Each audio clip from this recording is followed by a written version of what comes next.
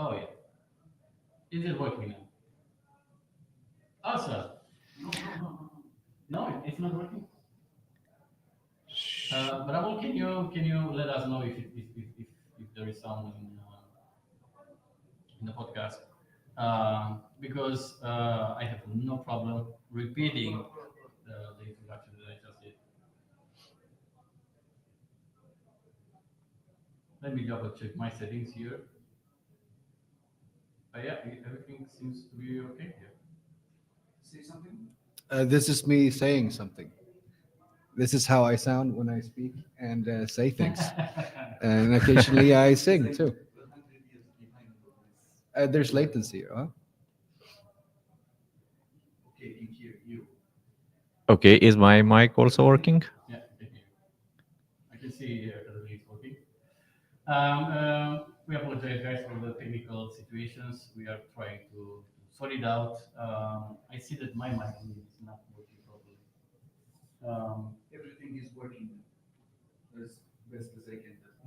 Even my mic, because I don't see moving here.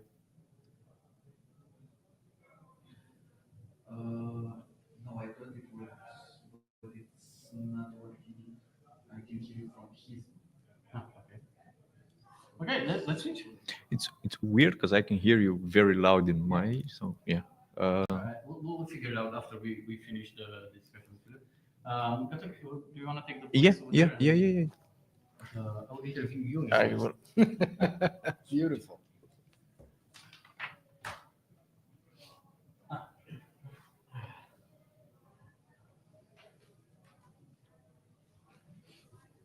okay, let's try the new setup.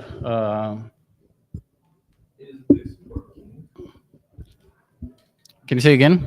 Is this working? No. Oh, it's muted. I know. I unmuted it. Oh, okay. We have time. Yeah, yeah. No rush. Um, but now I can see mine working. I can see mine working quite well. The problem is yours. Mine now. Yeah. I mean, this is unmuted, right? Yeah, it's working for me. I can see the dots moving. I can see the dots, but I don't see the dots when Catalin is speaking. Yeah, nothing. No, I can't hear myself either. So let me try this way. Does it work this way? Is it working now? No. No, no. Okay, we'll sort it out afterwards. Let's. I don't want to keep Philip waiting anymore. He's been through a round of tests with us for a couple of hours. So I will do the discussion with Philip and we'll sort out for the next section. But for the sake of this discussion, I want to go again through the presentation because apparently people didn't hear me. So I will introduce again Philip, just because I love everything that I read about it, so I don't have any problem reading it again. Um, so Philip is a cinematic editor at Hazelight Studios, known for his work on narrative-driven co-op games. He played a key role in shaping the emotional and visual storytelling of titles like It Takes Two and The Way Out, and his expertise lies in blending traditional filmmaking techniques with interactive gameplay to create immersive experience. Man, that sounds so interesting. In recent years, Philip contributed to Split Fiction, a cooperative action-adventure game where players navigate the intertwined stories of two authors trapped in their own creation. The game received critical acclaim for its innovative storytelling and design, and Philip's work continues to push the boundaries of cinematic storytelling in games, making him a valuable voice in the game development community. And not only if you have a podcast and you need some help, probably Philip can help you because he has some background in audio. Yeah, way back in high school. That was a beautiful introduction. Oh, thank you. Thank Thank you you. I very will. much. It's from me, not from Robert. I would offer like just one minor correction, and Sure, please. it's very much a team effort. Oh, It yeah. sounds really nice the way you put it right now, but we can do what we do at Hazelight because mainly it's a complete studio buy-in. Hmm. So everyone is involved with every step of development, pretty much. I would not be able to do this by myself.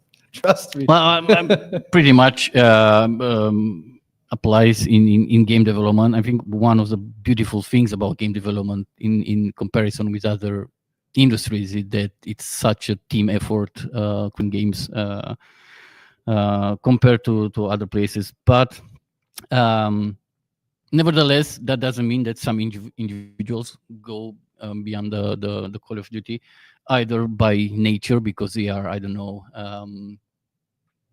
very good at doing something natively. You know, they have an artistic mindset, they have a creative vision that few others can have, or they work their asses off until they become some of the best cinematic editors or whatever they are working on. Um, but you work on critically acclaimed titles. I think everybody knows about It Takes Two, and Split Fiction as well, which was a major success this year. At least from a review point of view, I have to say that I don't know from a um, financial point of view because often games are critically acclaimed, but they don't make money. What initially drew you to game development, and especially since you went through an audio background when you were younger, you went to a film making background, and now video games. Yeah, that's a long answer. I We think. have time. Oh, I have had so many different jobs. I think my first job was I worked at a chemical plant, and I was putting Really? chemical. Yeah, I was putting chemicals in like tin cans and then putting labels on them, and that was my job for 8 It's hours. crazy. Yeah, well, I think I was 14 or 15. Oh, My damn, first job. quite young. Yeah, Yeah, and then Is it allowed by law at yeah, that no, age? Okay. no, but We won't get into details.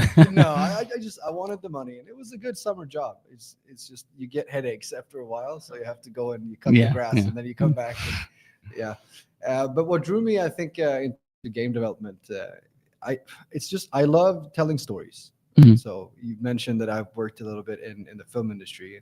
A little bit is 15, no, 17 years. Yeah, just a So little bit. yeah, just a little bit. Yeah. I was an actor for a long time. Oh, nice. Yeah, I worked in TV shows and movies in Sweden, and I got to the point where I was questioning the director a lot, and I was you're just making the wrong choice Yeah. over and over again, and it was frustrating. So then I decided to try to switch mediums when I was invited to do some motion capture for A Way Out, Mhm. which was the first title for Hazelight, and that's when I met Joseph. Nice, Yeah, nice. the rest is kind of history. Well, No, I'm sorry. I don't know if anybody can hear me, but I gotta follow up on that. Okay, How is it to work with Joseph? it's exactly how you think it is. So colorful. Yeah. and Such a wonderful. No, guy. it's chaos. Every day is chaos. There's no order in this madness. No, he's actually, to his credit, he is one of the best creative leaders I have had the pleasure of working with. He is, yes, he's chaotic, and he's very, like, he doesn't have filters, which is why I appreciate him so much. The conversation is always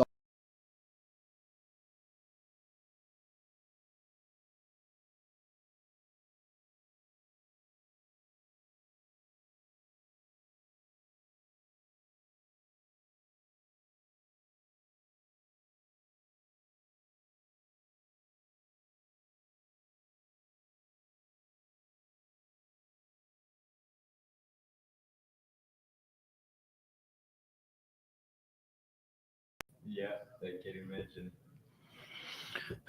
well, we we need this type of person in projects. It's one of my theories because can bring the madness that we require to do crazy things in with our games actually. Mhm. Um, but what was like the biggest, most pleasant, I would like to say, surprise when you started to actually work in the industry? Uh, so up until that point, I had been freelancing pretty much as an actor, and I kind of enjoyed the freedom that came with that. I did not enjoy the financial struggles that also came with that. So I had an idea of what a 9 to 5 in an office every day would look like, and that it would be boring and mundane and just repeating the same things over and over again. So I was kind of hesitant when he asked me to come on board as a QA, basically for a way out. That's kind of where the next step was after motion capture.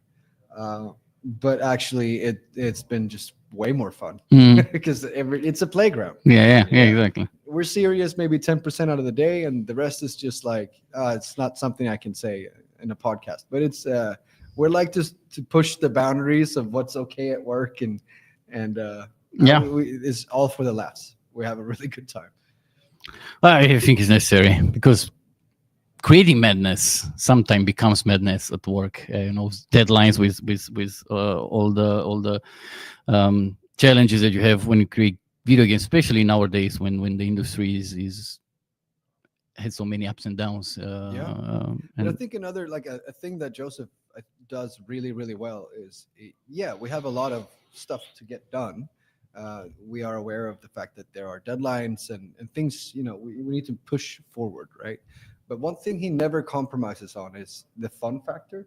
Like we need to have a good time at work in order to make something that I think other people would enjoy. would enjoy it. Yeah. Yeah, and it's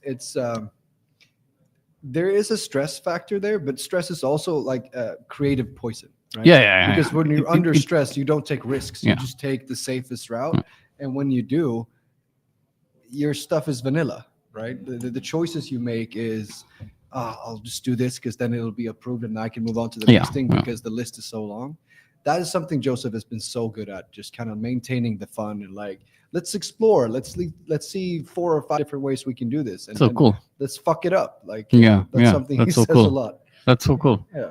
It makes sense. I mean, I remember back in the days when I was working in Ubisoft, when creating games. I mean, the first stage, because we were working on a stage gate process. It was called. We had 5 gates until the release, but the first gate was always breakthrough. It was called breakthrough gate, and you could fail because you are not making any breakthrough. Even if you, let's say, you are making the same Assassin's Creed, you still had to come with something interesting in for the next one. And the breakthrough was about, okay, what's new, what's interesting, what's cool, what's fun, what's Yeah. and I think this is important because we we f- uh, we forget a lot that video games are entertainment. Yeah. I mean, we do this. It's a good example because, as far as I'm aware, Assassin's Creed is a good example of one core gameplay loop that Yeah. you kind of repeat. Repeat, yeah. We do that for every level. Yeah. So we don't really have a core loop. Well, you can, I guess, call it the movement. Yeah, the That's the only thing that carries over throughout all the levels. But our designers are under immense kind of like pressure, and the expectations is pretty high. If you're a designer at Hazelights, you're pretty much a rock star because you're asked to do things I wouldn't be able to do. I shout out to them. yeah. It's impressive that because they keep producing on a weekly basis. There are prototypes after prototypes after prototypes, and it's just it's very impressive the pace they can keep. produce. Yeah. Well, kudos to them. And speaking about a pace and keeping up with times, we live in times when technology gets crazy sometimes. And I was wondering, Philip, with the advancement in technology, how do you see the role of cinematic editor evolving in the near future? Because we had in last year, I think, in one of our podcasts, we discussed with 3 artists from Romania about AI in art in general, and it was not a pleasant discussion. So, how do you see things from a cinematic point of view? See, I think I look at AI as a tool, right? Mm. It's not a replacement. It's something you can add to your workflow. I don't use a lot of AI. Any, to be quite frank, I use a little bit of ChatGPT sometimes, but that's not for work stuff. That's for like, how much is this a good deal if I buy this boat? Whatever. Yeah. That's how I use AI. Yeah. Because I find that AI is fine if you want to be generic about something. Right? Mm. If you want to create with intention, you need to be specific, and we're not there yet with AI. So I try to think of it a little bit like back in the day in historical times when you wanted a portrait, you would call in a painter, and the painter would sit you down, and you'd be like, "Don't move," and you know. 12 hours later or whatever it took, you'd have a portrait because the person was painting it. And now someone comes along and invents the camera. Mm. You can have a portrait, uh, but it still needs to be operated by someone Yeah. with intention, right? And we still have painters today. Yeah. True. So it's kind of, we're looking at it as this end all be all because we don't really know how to use it yet. Yeah. Yeah. And it, the things that it's good at, it's like having a drunk best friend in a writing room. Like they'll just have ideas. 15 out of 20 ideas are absolute garbage, and you laugh about it, and then you have 4 ideas that could maybe spark some sort of inspiration, and then there's one idea that could potentially work. So I don't find it that useful yet. Mm.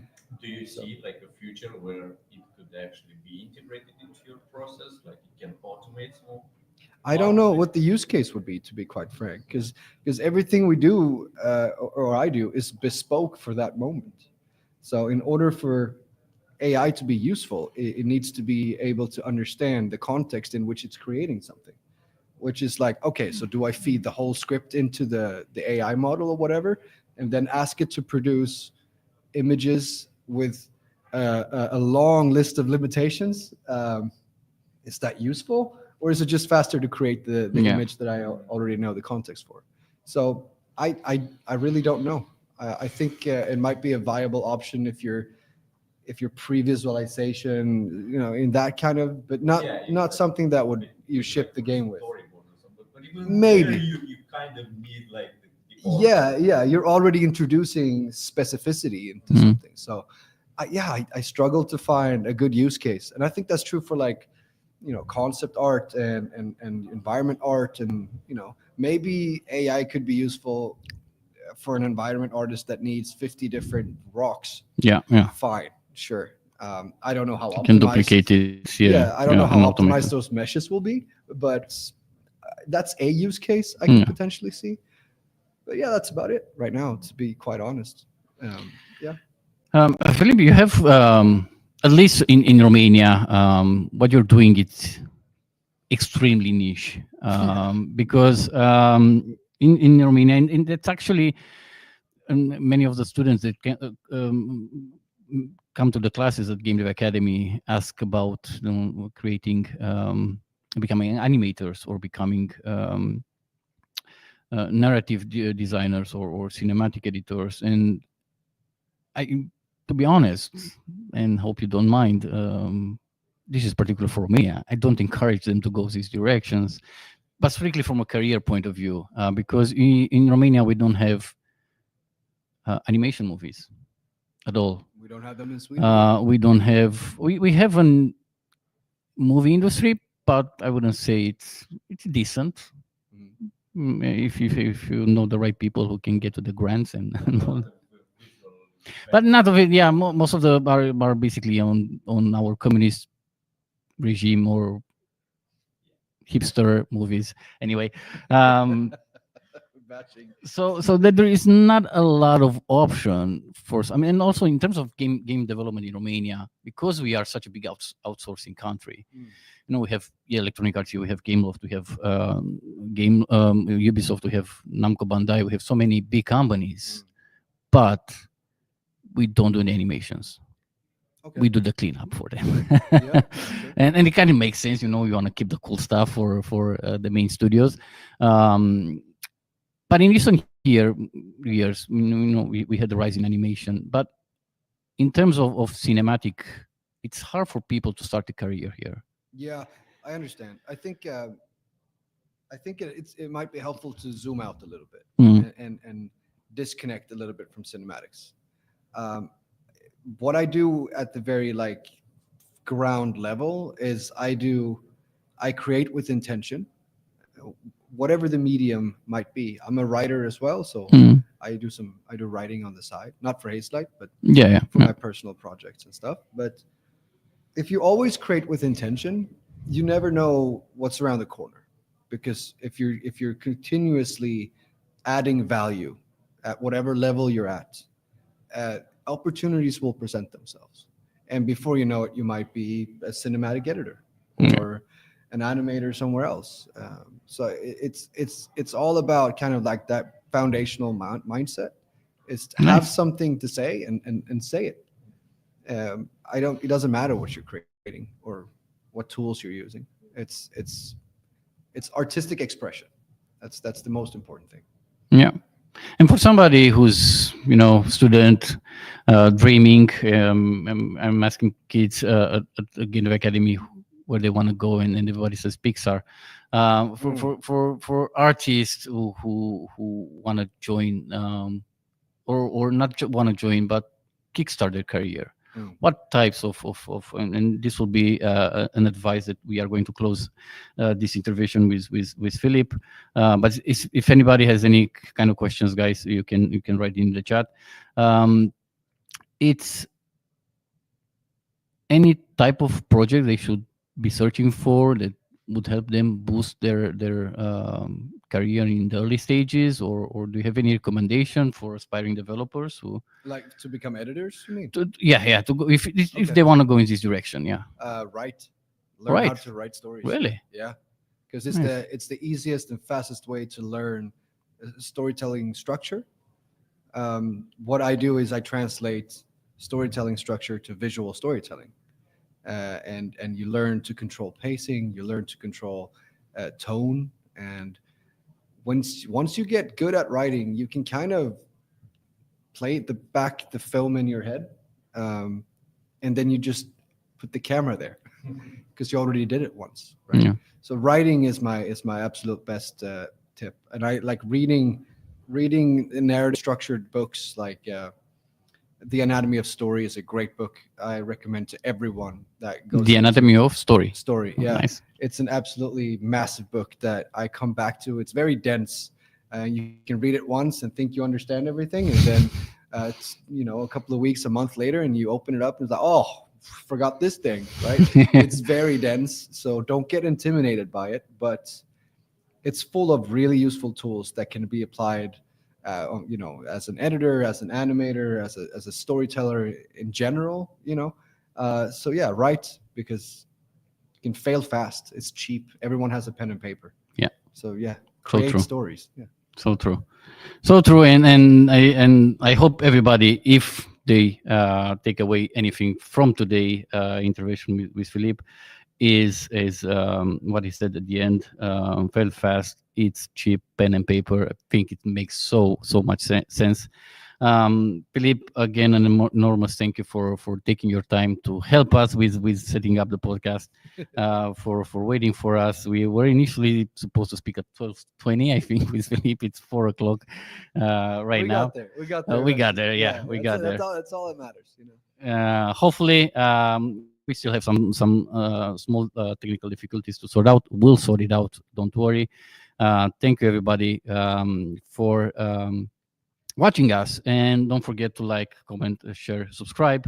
We'll see you very soon with our next guest. I think Radu Ziemba is waiting for us to join, and a lot of you have a lot of questions for Radu, because he's a very well-known, colorful character in our industry.